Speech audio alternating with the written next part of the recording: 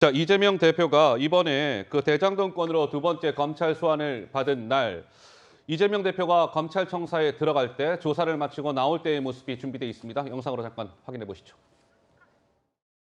사실 많이 억울하고 많이 힘들고 많이 괴롭습니다. 지금처럼 포토라인 플래시가 장렬하는 이 공개 소환 해술래 같은 수치입니다.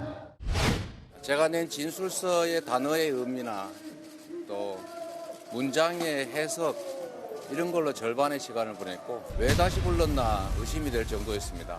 그렇다고 새로이 제시되는 증거도 없고 검찰에 포획된 대장동 관련자들의 번복된 진술 말고는 아무런 근거를 찾을 수가 없었습니다.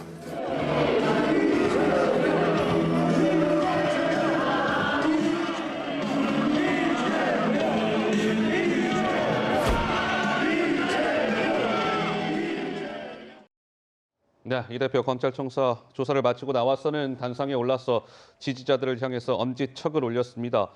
그런데 그 이재명 대표가 이번에 검찰청사 들어가면서 회술래 같은 수치다 이렇게 얘기하지 않았습니까? 많은 분들이 저 회술래라는 단어의 의미를 잘 몰랐는데 이번에 이 대표가 저 단어를 쓰면서 알게 됐다 이런 말씀하시는 분들 많더군요. 회술래라는 뜻은 죄인의 득에 북을 달아가지고 동네를 돌게 하면서 망신을 주는 형벌을 회술래라고 하는데 이 대표가 회술래라는 단어를 썼어요. 검찰에서는 검찰 관계자는 또 이렇게 얘기합니다. 아니 이 대표 측에서 시간 방식을 결정해서 언론에 공개한 후에 본인 의사에 따라 공개 출석한 거 아닙니까?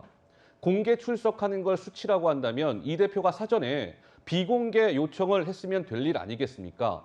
요즘에는 인권수사 규칙인가요? 그것 때문에 피의자가 공개 출석을 원하지 않으면 비공개로 출석할 수 있다는 것이죠. 근데 이 대표가 공개 출석을 원해놓고 회술래라는 단어를 쓰는 건 모순된 것 아니냐라는 검찰 관계자의 반박까지 나온 상황. 우리 장현주 부위원장은 어떻게 보시는지요?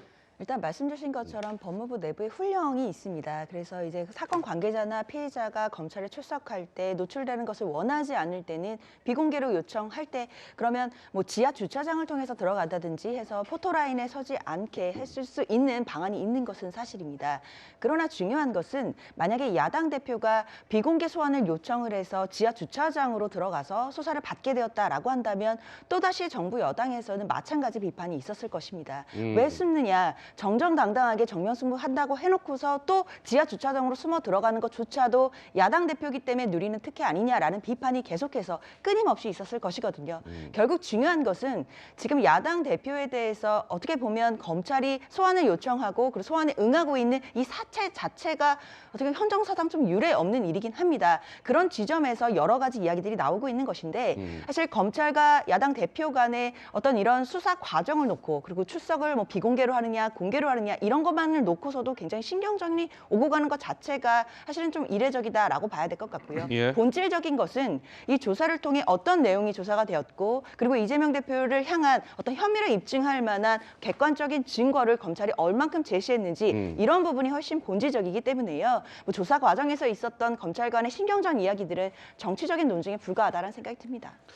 자, 글쎄요. 그러니까 이번에 돌이켜보니까 정진상 전 실장 같은 경우에는 본인이 비공개 검찰 소환 조사를 원해서 그때 아마 비공개로 소환이 됐을 겁니다. 근데 이재명 대표는 본인이 공개 소환에 응했기 때문에 이번에 검찰에서 이제 공개 소환을 한 것이고 이 회술래라는 단어를 놓고 이재명 대표와 검찰 관계자 간에 좀 공방이라고 해야 될까요? 이런 게 있었어요. 자, 이재명 대표가 이게 언제적 얘기일까요?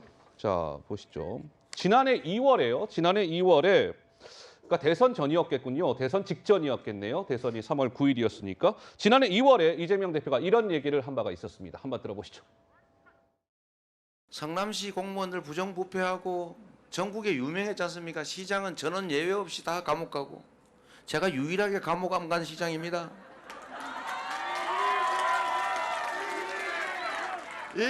뭐 자랑할 일은 아니고 너무 당연한 거니까. 리더의 역할은 정말로 중요한 것이죠. 공직자들을 얼마나 잘 통솔하느냐, 얼마나 정확한 비전을 가지고 잘 지휘해서 일을 해내느냐, 이게 흥, 망을 결정하는 거 아니겠습니까, 여러분? 네, 이 대표가 대선 전에 성남시장 중에 유일하게 내가 감옥 안 간 시장입니다. 이렇게 얘기를 했습니다. 역대 성남시장 잔혹사라고 해야 될까요? 자, 민선 1기 오성수 무소속 출신이었는데 이 1기 성남시장 구속, 김병량 2기 성남시장 구속, 3, 4기 그러니까 재임을 했었던 모양이네요. 이대엽 당시 시장 구속. 이재명 지금 대표는 이제 5, 6기 이제 연임을 했으니까요. 2번 성남시장 했으니까 이렇고. 그다음에 이재명 대표의 바통을 이어받은 민주당 출신의 은수미 성남시장 역시 구속. 그러니까 성남시장 김현주 대변인님 정말 뭐 잔혹사라고 해도 과언이 아닐 것 같은데 어쨌든 이재명 대표 저 부분에 일단 공란으로 비어져 있습니다. 좀 어떻게 보시는지요? 저 구속된 분들의 혐의가 전부 이제 뇌물 혐의였었거든요. 이게 1995년에 최초의 그 민선 그 지자체장들이 나오면서 사실상 수도권으로 굉장히 인구 유입이 많이 됐었습니다. 그러니까 지금 현재 경기도 인구가 1,350만이라고 하는데 서울 인구보다 많거든요.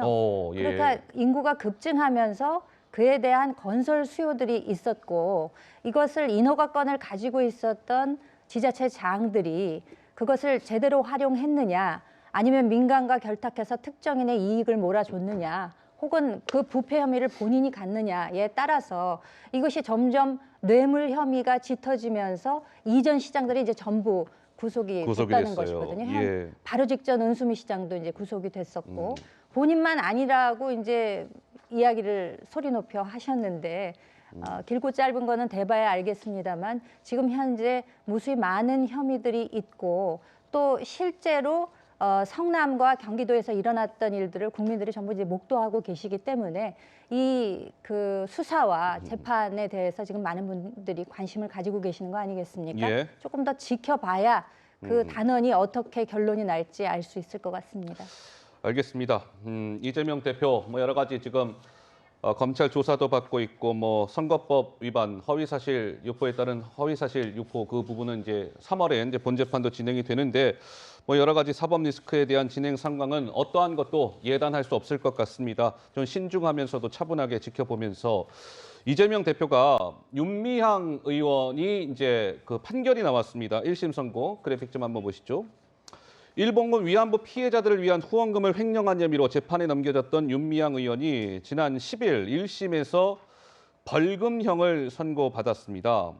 그리고 판결이 있은 지 하루 뒤에 이재명 대표가 소셜미디어에 글을 올렸어요. 윤미향을 악마로 만든 검찰, 그는 얼마나 억울했을까. 검찰 가짜뉴스에 똑같이 당한 나조차 의심했으니 미안합니다. 잘못했습니다. 정신 바짝 차리겠습니다. 라고 글을 올렸습니다. 그러자 국민의힘에서는 당장 이재명 대표를 향해서 이런 비판의 목소리가 나왔습니다. 한번 들어보시죠. 윤미향 의원에게 미안하다는 이 대표를 보는 위안부 피해자 할머니와 가족들은 억장이 무너집니다. 검찰을 비난하기 위해 국민 밉상 윤미향 의원을 이용하는 것은 나아가도 너무 나갔습니다. 얄팍한 계산만큼은 누구보다 빠른 이재명 대표입니다. 조정원 의원님, 윤미향 의원을 의심해서 미안하다는 이재명 대표의 소셜미디어 글 어떻게 좀 평가하고 싶으세요? 예, 뭐 동료 의원의 1심 유죄 판결에 대해서 언급하는 게 부담스러운 게 있습니다. 그럼에도 불구하고 이재명 대표가 윤미향 의원을 이 시점에서 언급한 것은 굉장히 교묘하다라는 생각을 지울 수 없고 교묘하다? 제가 윤미향 의원이었으면 불쾌했을 거다라는 생각이 들었고요. 저는 뭐 명백하게 이거 진영 집결하는 논리입니다. 지금 아까 말씀하신 이제 가능성 있는 불체포 동의안 투표도 있고요. 결국은 내가 당하는 것은 내가 잘못해서 당하는 것이 아니라 우리 진영이 대선에서 졌기 때문이다. 그래서 다들 우리 진영 사람들 다시 결집하자라는 메시지를 내고 있는 건데요. 착각해도 대단히 착각하고 있다라고 생각이 듭니다.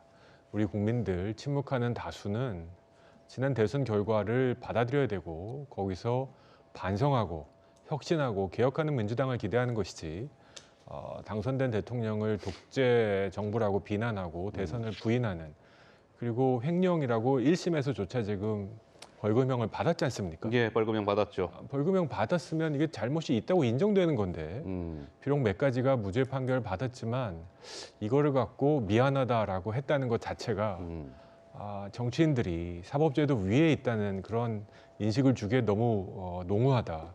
이거는 매우 부적절했고 이러한 결과도 알았지만 결국 했다는 것은 진영 집결을 위한 하나의 의도된 계산이다. 좀 불편한 발언이 분명합니다. 불편한 발언이다. 조정원 의원 이런 말씀 주셨고요.